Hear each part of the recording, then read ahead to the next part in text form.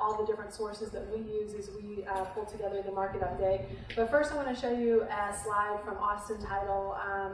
Austin Title is one of the title companies here in town, and they chart our performance year over year, so you can see basically how we've performed for the last 5 years.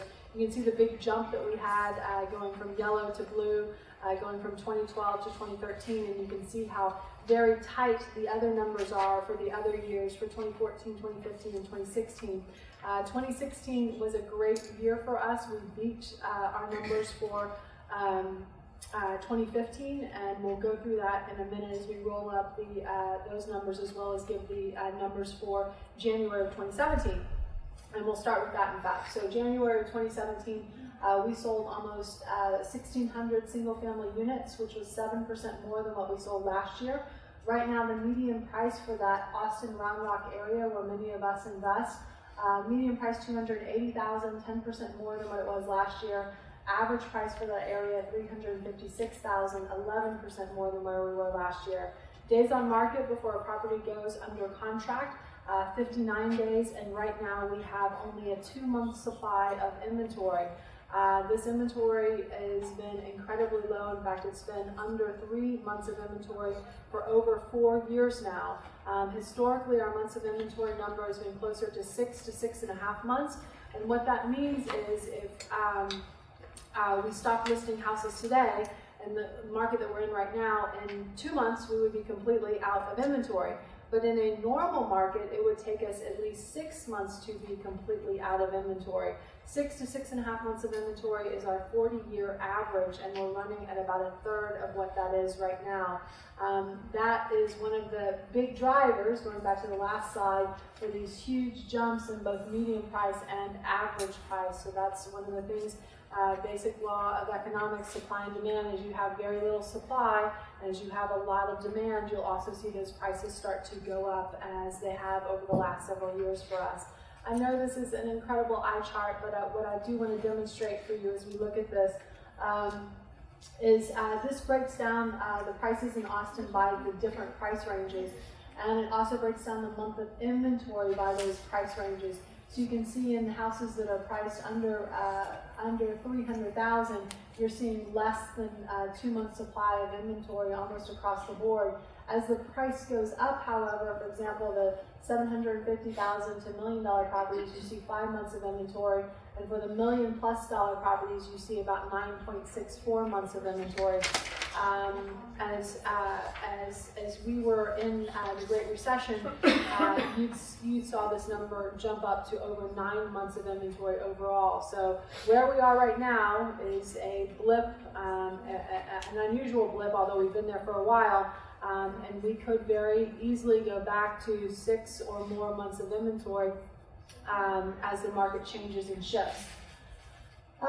For the new houses that were put on the market this past month, we saw just over 2,500 listings, or just under 2,600 listings, pardon me. For the current actives on the market right now, just over 5,600. Again, just to give you guys some perspective, back in 2010, we had almost 13,000 listings on the market. And back in 2010, we were only selling about 19,000 units a year, versus now we're selling over 30,000 units a year. So you can see that pressure that's being put on the inventory, number one, which is building that price, pushing that price up, number two. And you can see for our pending sales are our closest leading indicator to what closed sales will be next month. And basically, we're taking all of the new listings we just put on the market and basically completely wiping those out with all the pending sales that are scheduled to close in the following month. So we're not doing really anything to build back that inventory right now. For those of you who are investing specifically in the city of Austin, this is the infographic for the Austin Board of Realtors that talks about some of the key factors for the city of Austin. Median price in the city of Austin, $312,000, up 2%. They never talk about the average price because I think they want to kind of keep that hush-hush here in Austin because it's so high versus some of the other cities, but I went ahead and put it on here for you. So the average price in the city of Austin, $425,000, which was actually up 10% year over year. Number of houses sold, 469, up 10%. Days on market, only 50 days. Pending sales, 719, also up 10%. And right now, within the city of Austin, it's much less than that 2-month supply of inventory. That was a combination of Austin and Round Rock at only 1.4 months of inventory. Again, that's the part of what's driving that average price and median price up month after month. One of the other areas that we break down and take a look at for you guys and even for ourselves is the condo market. We call the condo market the canary in the coal mine. The condo market is usually the first market to go down when the market starts to go down, and usually they are the last market segment to go up when the market goes back up. The condo market for the last several months has been telling us that the single family market is going to go this way. We've had wild swings both up and down in that market in terms of the number of sales. This past month was one of those wild swings. So we saw the number of condo sales increase by 17% to over 183. Median price for those condos, $241,000, which is actually down 2%. Average price, $301,000, and you can see somebody's fat finger, mine, made it down. This is actually 10% down, so it just didn't come out right when I was typing it in. Days on market right now, 54 days on market, months of inventory, 2.7 months of inventory. You will see that condo number move and shake a lot as some of the new product gets on the market and they do massive amounts of closings in a single month. But we have seen it very high and very low throughout 2016. We'll probably see some jumping around through 2017 as well. So that was all the January facts and figures. This is going to look at 2016 in review. So we're going to do a full year review, again, for the Austin Round Rock area. And the Austin MLS covers way more than the Austin Round Rock area. The Austin MLS covers the 5-county area, Travis, Williamson, Hayes, Bastrop, and I think Caldwell. So Caldwell. So we're just kind of doing a very specific look of what happened specifically in the Austin and Round Rock area. So last year, we sold just under 30,000 homes for that specific area, which was 4% more than what we did in 2015. Median price, $284,000, 7% more than what it was in 2015. Average price, $353,000, 5% more than what it was in 2015. And then moving on to what's going to drive us throughout the rest of 2017, and maybe even a little bit beyond, is something that's always driven us here in Central Texas and even throughout Texas. Texas has doubled in population every 30 years since Texas became part of the great United States. Every 30 years except for 2 different 30-year periods where it came really close. So one of the big drivers for expansion, for growth, for appreciation for us here in Texas in general and Austin specifically are those migration numbers and that strong in-migration. How many of you, by raise of hands, have only lived in Austin for 5 years or less? How many of you guys have lived in Austin for 10 years or less? That should be more of you, by the way. Really? Okay. It's less of you. That's quite amazing. I'm kidding. It should be less. So strong immigration benefits. Almost 1 in 10 people who immigrate to the U.S. moved to Texas. You can see how many people are moving. Houston, Dallas, Austin was number 26 for around the country at 6,100 people. But we're also having people come here not just from outside of the United States, but also people coming here from other places in the United States as well. One of the things that is the big driver for us as we look at what our inventory situation is how much additional inventory we are growing here in the Austin area. And one of the big drivers for that is one of the big directional indicators for that is our building permits. So we take a look at building permits every time we do one of these large market updates. And this building permit graph is, for this one, it's specifically looking at single families. So you can see this chart goes back to 1980, so you can see the savings boom and bust, right, that we had in the 80s. You can see some of the run-up that we had in the kind of dot-com boom and bust that we had in the early 2000s. And you can see the credit boom and the credit bust that we had in that 2008-2009 time period. And you can see where we've grown up from there.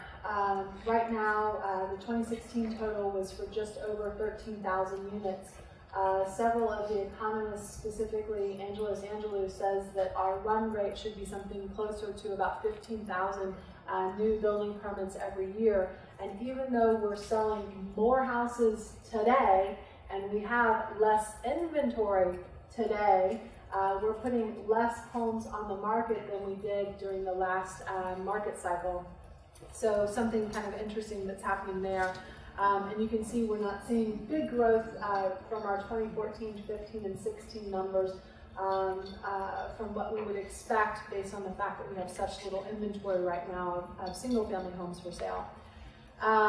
One of the things that's driving the growth in our market, the number of sales increases, and one of the things that could also be driving the number of single-family homes that we're putting on the ground right now is what we're doing in jobs. I just took a little snapshot from the Austin Chamber of Commerce of all of the different companies that have either recently relocated or recently expanded in the Austin area. And you see a bunch of big numbers here, so we'll just take a look at some of the larger ones. So Facebook hiring 500 hiring 500 people in Austin. You see other people expanding. So you see Samsung expanding their presence here and hiring another 500. You see Snap Kitchen, which is one of my favorites, and especially now since my Fit Foods is like, I don't know what happened to them overnight, but somehow they disappeared.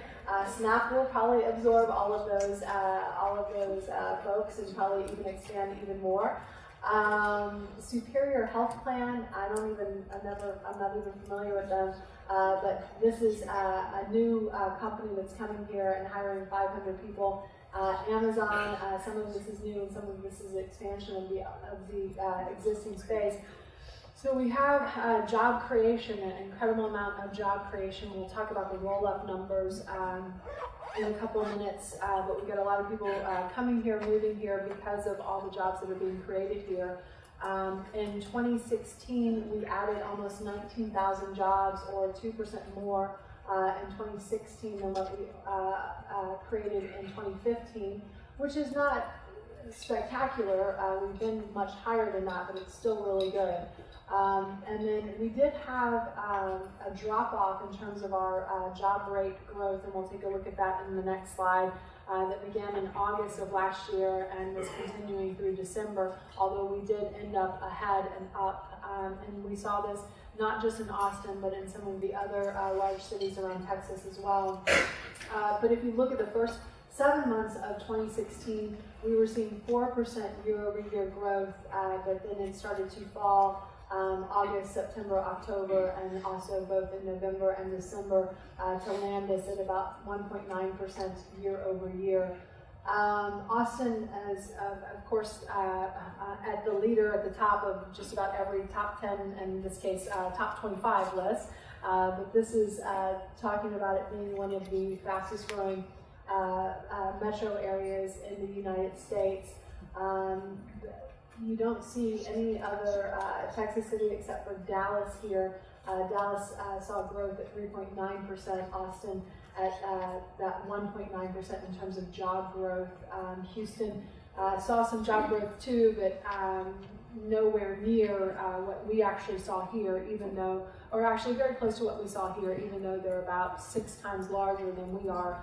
Part of that is due to all of the oil and gas issues that they've experienced, going from price per barrel in 2014 of over $100 a barrel to as low as about $37 a barrel at the beginning of 2016, and then ending it more recently at over $50 a barrel, which is kind of the minimum run rate for that.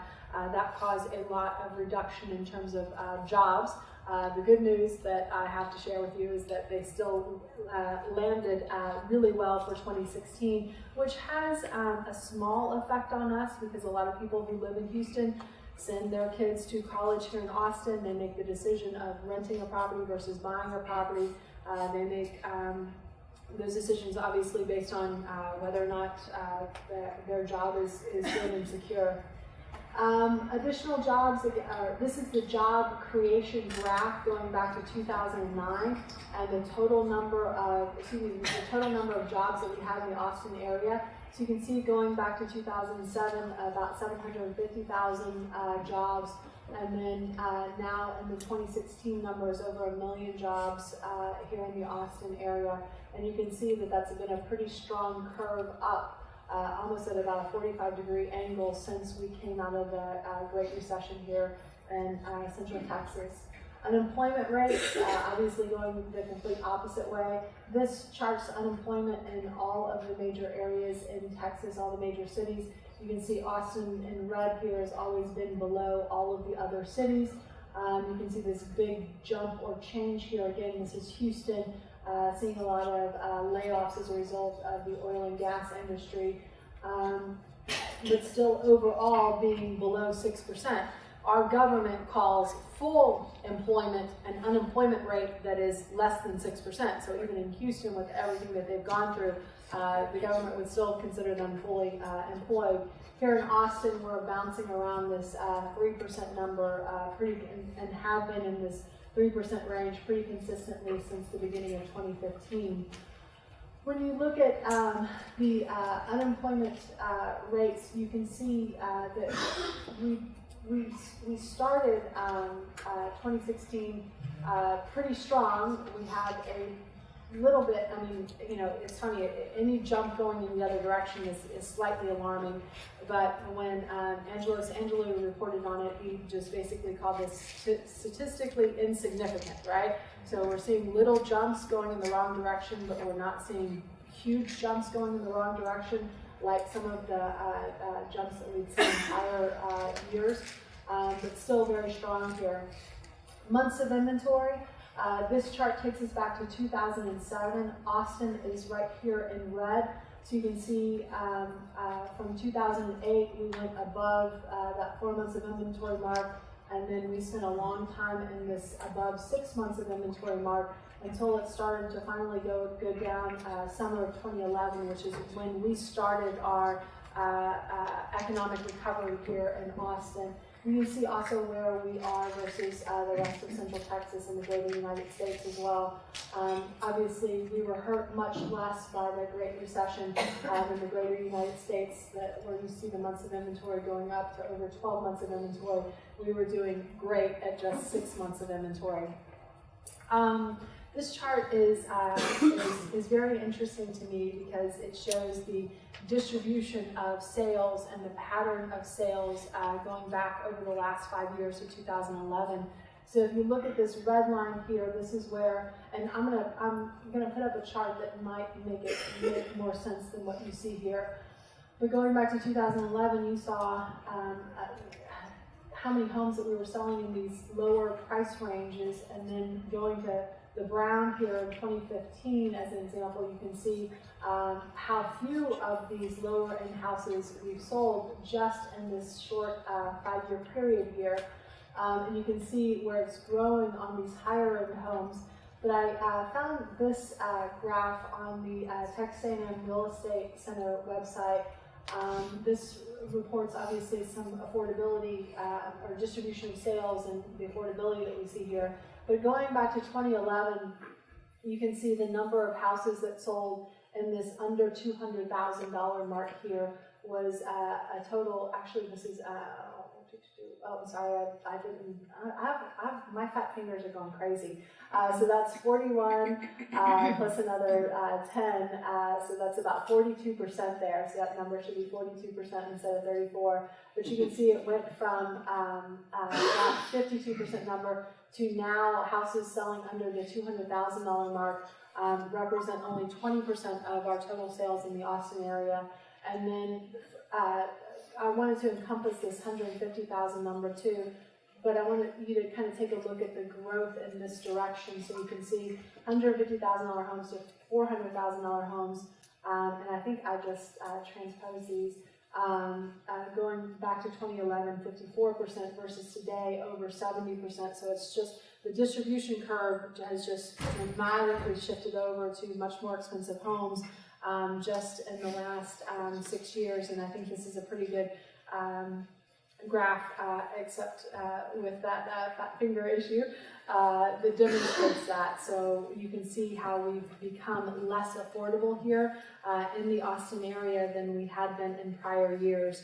Now, that being said, we're still very affordable compared to other economic centers with the same employment base of what we have here in the Austin area. And specifically, that's Silicon Valley stuff. So if you look at the average price, for example, in San Francisco, you're looking at $700 to $1 million. So we're obviously way more affordable than that. It's just, I think where this change becomes offensive to people is the longer you've lived here, the more offensive this is, or the more annoying this is. But if you've come here, like so many of you guys have, from a different state over the last several years, it still kind of feels like, in some cases, the 2-for-1 sale. And that feels really good for you, but if you've been here for a long time, and you can, if ever these words come out of your mouth, I remember when, that's when you know you're officially an Austinite, right?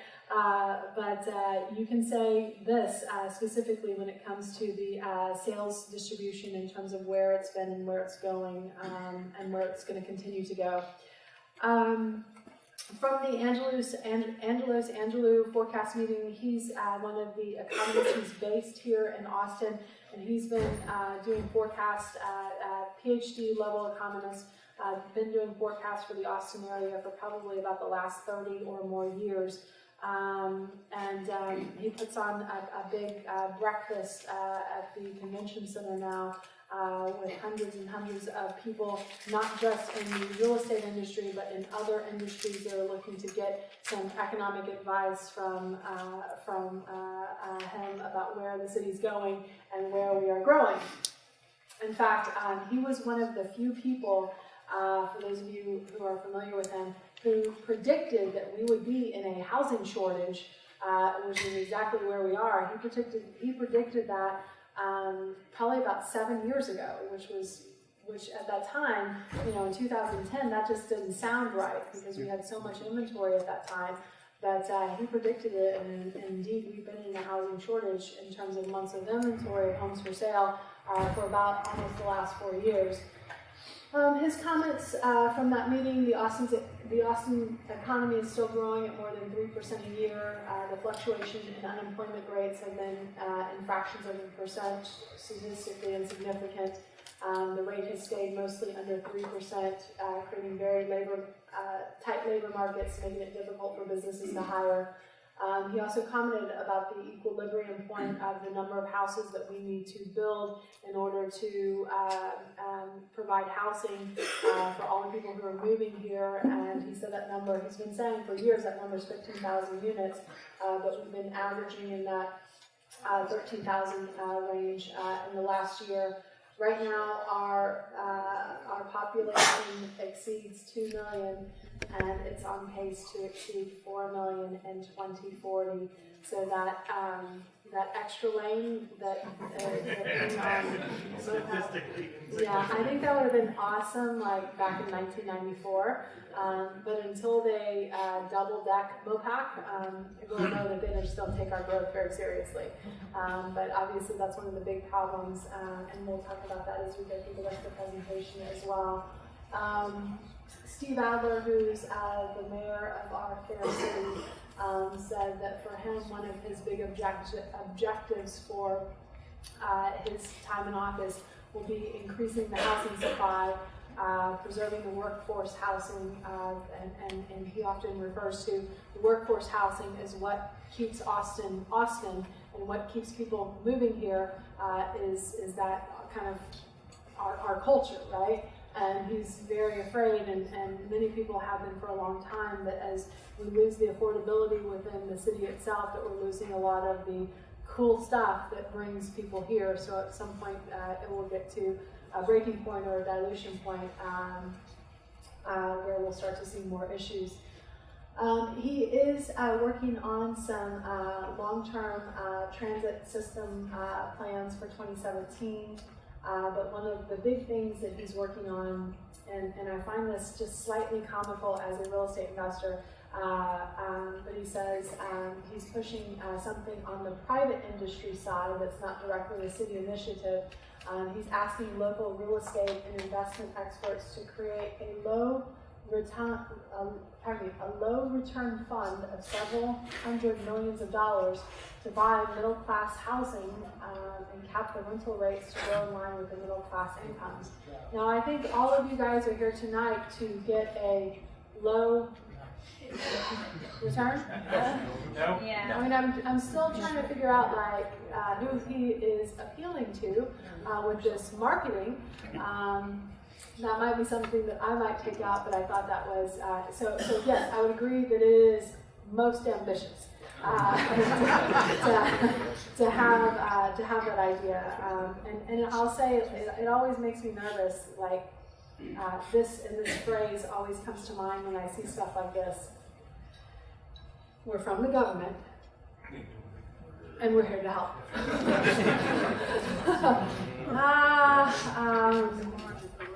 Yes, yeah. So anyway, so Adler said, and I think this is to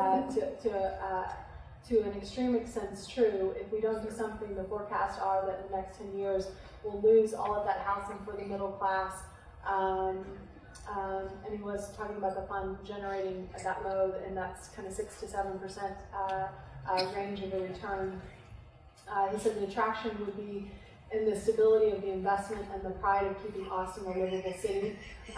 He's also working on, or they recently passed a $720 million bond for some transportation projects that will start impacting us soon. Also, some of this information, some of the forecast information comes from the Home Builders Association meeting. I told you, Angelo Sangelou and the Home Builders Association, they meet every January, and I don't do this presentation until February, so I can steal all of their stuff from them, which is all really good stuff. So it was, you saw the Austin Board of Realtors, Austin City Council, addressing concerns in land development. One of the things that they're working on right now is something that they call Code Next. And the idea is to build more homes and build them quickly to address the growing affordability crisis. I think they have tried to address some of these permitting issues, coding issues over the years. I was met with another colleague earlier who's actually been to some of the planning meetings about Code Next. I think it's the idea is to simplify some of the building permits and the process that we have here to build and remodel houses in the Austin area. Right now, it is not easy. Right now, dealing with the city is very difficult and in some cases very expensive. And they're hoping that this change in the land development code will help in that regards. And I'm kind of taking a cautiously optimistic with emphasis on the cautious, right? I'm not quite believing them yet. Guys, for those of you who have not given us a review, just a reminder, our bar is here. Someone is enjoying something from the bar now. It's a cash bar too, so cheers, yes. If you'd like to grab a drink, you're more than welcome to. And I think they also have some food in the back. So guys, if you want to take a break at some point and grab some food, you're more than welcome to do that. I will say I will not be disturbed by any drinking or any eating, as long as while you're back there, you just please don't talk while you're in the line to grab the food. And I will also remind you that you are at the Austin Real Estate Networking Club and you are not at the Golden Corral, so please keep that in mind. That joke never gets old, and I've been saying it for like 3 years now. I just can't help myself. So please remember that we have other people who might want to grab a little snack too. And again, if you show your review to one of the gals out front or guys out front that checked you in, they'll give you a free drink ticket. Multifamily. How many of you guys are interested in multifamily? Okay. Oh wow, man, a lot of you guys. That's awesome. So multifamily. This is the permitting that we've seen for multifamily over the last several years. So again, it goes back to 1980. So you can see again the savings and loan. Run up and then run down to almost zero multifamily units being added from roughly 1986 to roughly 1982. So if you are wondering why is it that every single apartment building looks like it was built in 1982, it's because it was. Okay? So there's a lot of there was a lot put on the ground then, and not necessarily a need to add more until we got into the early 90s here. They call this kind of trend where it's kind of big run-ups, big run-downs. They call it a lumpy inventory supply. So they're just kind of like taking a lump of oatmeal and just putting it in a bowl and then going back to ground. So they'll have this kind of jumping around is actually very normal for multifamily, not just here in Austin, but also around Texas and around the country. You can see we didn't have that big of a run-up when it came to multifamily investing during the last credit boom and credit bust. It was pretty much in line with where it had been. But you can see that we've had instead the big run-up in the most recent market cycle. So in the last few years, we've averaged around 8,500 to 9,000 multifamily units being put on the ground. And this is the highest we've been getting up in this time frame here to as close as we've been to what we added back in the early 80s. And if you do a crane count in downtown Austin, you'll easily count somewhere between 30 and 40 cranes, so that you can see the amount that we're adding. And some people would argue that we're creating an oversupply of this inventory and an oversupply of an inventory of this asset class. Every single multifamily condo unit that's being built downtown, what is the one and the same adjective that is used to describe all of those units? One adjective. Expensive. Luxury. Does luxury even mean anything anymore when it comes to downtown condo? Yeah, I don't think so either. But they're building a huge supply of these luxury condos, right? And one of the things that a lot of the National Association of Realtors, Texas Association of Realtors have said, well, the millennial buyers, man, they're coming and we need to get ready for them. So the millennial buyers are all buying $400,000 condos in downtown Austin, right along with their $100,000 worth of student debt, right? It's like, that doesn't quite make sense to me. And that's not, as it turns out, that's really not the buyers that we're seeing down there. We're seeing a lot of renters like that down there, but we're not necessarily seeing them being the ones to buy it. But it's interesting that we have gone up above our historical average when it comes to building out multifamily, and we still have not come close to hitting our average for where we have built out in terms of single family. The economists, as they are predicting that this is the big where everything's going. I'm going to at some point anxiously be waiting for the 2-for-1 sale in downtown Austin, and we've had that in the past, and there's quite potential for that to happen again. Sometimes you'll see product going from luxury condos for sale to luxury condos for lease, right? So that's kind of the fallback. And then some of those projects, you'll see them just kind of being stalled out. Every single person who's right now building a luxury condo in downtown Austin is going to bed every night and saying the same prayer, which is, don't be last.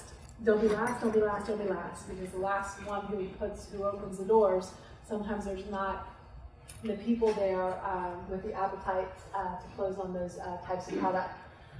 The vacancy rates for multifamily have been very strong. So this shows the vacancy rates going back to 2006. You can see them going from 6 to 9% back in the 2009-2010 timeframe, and they've been pretty steady in this 5% range. And you can see, however, the big jump that we've again had in multifamily building permits over that same time period. Report from the Dallas Federal Reserve, which does an economic update for the Austin area as well as several of the other larger cities around Texas. Every month, one of the things that they notated was that the multifamily market in Austin is still very tight. Occupancy rates,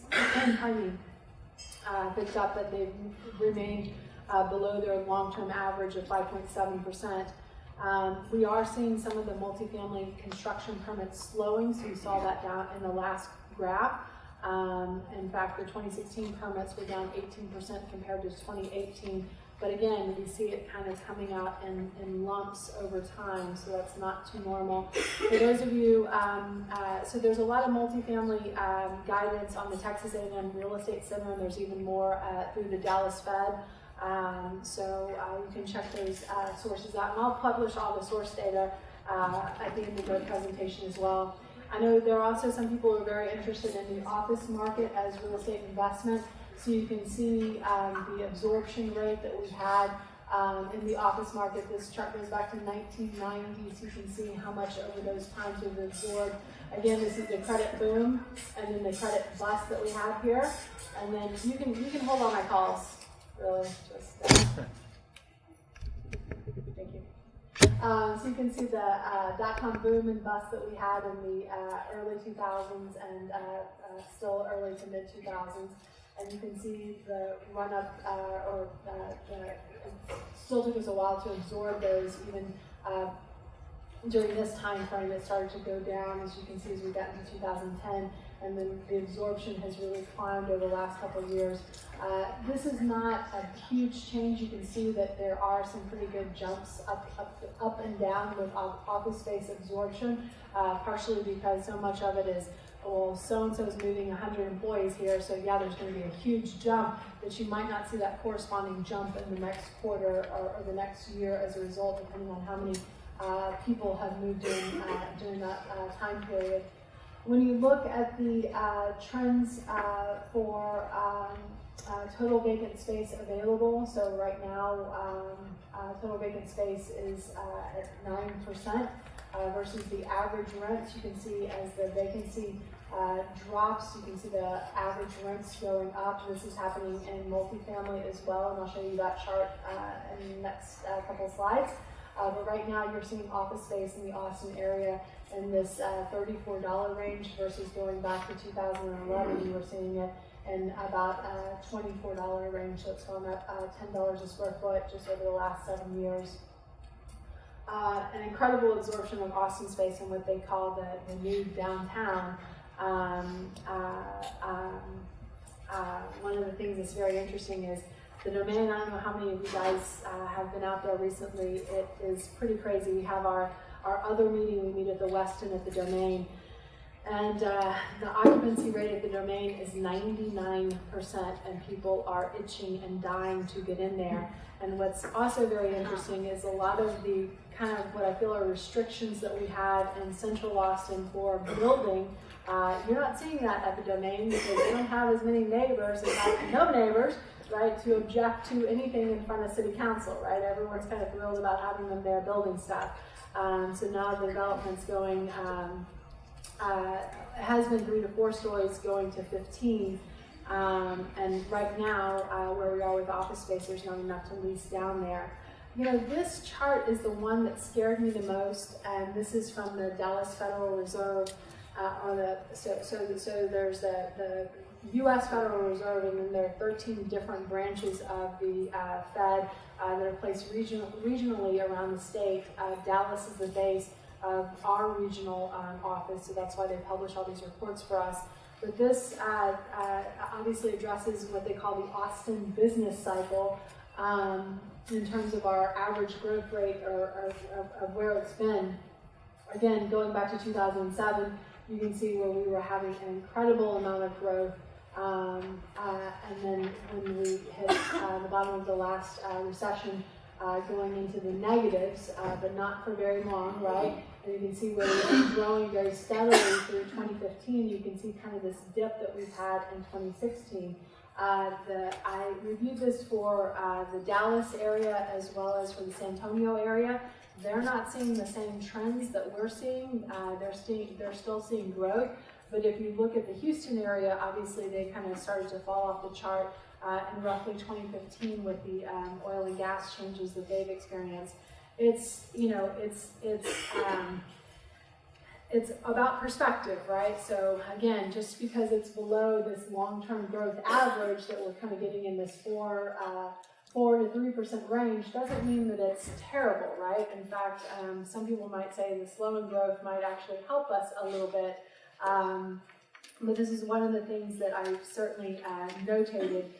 Again, it's still positive, so you need to make sure you have that perspective and that outlook as you're looking at it, and continue to follow this trend line. And you can again look at it, check it out yourself as they publish it through the Dallas Fed. One of the things that they said was the growth in the Austin business cycle slowed to 3.8% annualized rate. Economic expansion in 2016 declined steadily as job growth was modest throughout, and the unemployment rate saw little change from its low level. We saw some dip in the last part of the year that was driving some of this downward. So what are we expecting for the rest of 2017? We do have some issues, both national issues, that are going to have effects on us over the course of the next year or so. We have a strong national dollar. It feels that sounds like that's a really good thing, but it makes our exports more expensive as we're sending our state supplies out to other places. It affects us most in Dallas and Houston, a little bit less here. Also, we have some national economic repercussions coming in. We're in for a very interesting 4 years. One of the things I'm actually kind of watching closely is what President Trump has said about the Dodd-Frank guidelines and rules and laws. There were many of those rules and laws that started to get implemented, I want to say, in roughly January of 2014, that has affected how we do business as real estate investors, mainly from the standpoint of some of the lending requirements that have come out. The Dodd-Frank basically said, we're from the government, we're here to help. Right after, but everything, all of their laws basically started to be implemented after we'd already figured out how to get out of the Great Recession. So this is just like, we're just going to make sure it just doesn't happen again. So we're going to implement some of the crazy implementation that we've seen as real estate investors and for mortgage brokers have seen. It used to be, as a mortgage broker, you could go and pick your own appraiser. And so this appraiser, they know this area, so they're going to come back with the right figure for the value of this property. Now, they don't have that ability to handpick the appraisers. Now it's kind of, you might have someone from Bastrop who's appraising your property in Georgetown or in West Austin that may not have their real footing in that area. And a lot of the changes have many appraisers running scared. And I know for me, I've had many appraisals come in for less than my the purchase price or my sales price to my end buyer. And that's really uncomfortable. And for an appraiser, they get paid whether your house ultimately sells or not, which is probably how it should be. But I'd like to see that go back away so that we can, again, give those appraisals to the people who know more about the specific area that they're appraising. Again, as we're seeing slow growth, or we still have growth, right, but it's not at the same rate as what it had been before, and we don't have any real strong drivers for continued large amounts of expansion. So we have drivers kind of continue to go at about the rate that we're going right now, but no real big changes at this point. And then we're seeing some slowdown in employment growth.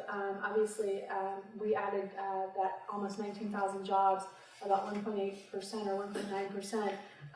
That's good, but not as good as what we have been at. And the Texas Real Estate Center, the way that they describe it is they take a quote from Yogi Berra, and it basically says, "The future just ain't what it used to be." Right, so a couple of years ago, we could obviously all say it's booming, it's booming, it's booming. Now it's still very strong, but it's just not booming, and we'll continue to see that through the course of 2017. And it's the same story throughout the rest of Texas. Dallas has the same issues, and Dallas and Austin are very closely correlated. San Antonio has very similar issues, although Austin is really the bellwether for San Antonio. Austin's really the leading indicator for what happens in San Antonio. And Houston's kind of in and of itself with special regard to oil pricing, and their economy is very much based in that oil industry, although over the years they've gotten incredibly diversified, and that's why they've been able to weather the change in oil price, basically getting cut in half, and still have job growth there, and still have a very strong economy there, and a very strong housing market. Their housing sales in 2016 beat their housing sales in 2015, which beat their housing sales in 2014 as well. So the fact that all that can happen and even average and median prices are up is pretty phenomenal, actually. That speaks to the diversification that market has had over the last several years. Affordability. Housing prices up $80,000 over the past 4 years. That's just on average. In the city of Austin, it's probably closer to $100,000 or more. Affordability is something, though, to be honest with you, we've been talking about in Austin for forever, and Austin has always been more expensive than the other cities around Texas. But it's part of what the city is to some degree. And then of course we have major housing supply issues, and I didn't hear any feedback from the Home Builders Association forecast as to why in the hell we're not building more houses, right? That doesn't quite compute for me. Because I thought by now they would have been caught up, and in fact I thought by now that they would be overbuilding. As real estate investors, as we invest in different market cycles, usually it's the new home builders who ruin the market in the outer areas, right, in the suburbs, by overbuilding those suburbs. Usually it's all of us in this room that ruin the housing market in inner Austin, right, in 78702 and 78704, by building all of these new buildings, building the ADUs, building the condos, like duplexes, and then condoing them out. When you go into East Austin, you cannot go down one block without seeing another haul-off dumpster or another permit in a window. You know that we are out there contributing to creating issues for ourselves in those markets, and that's one of the things that we look for.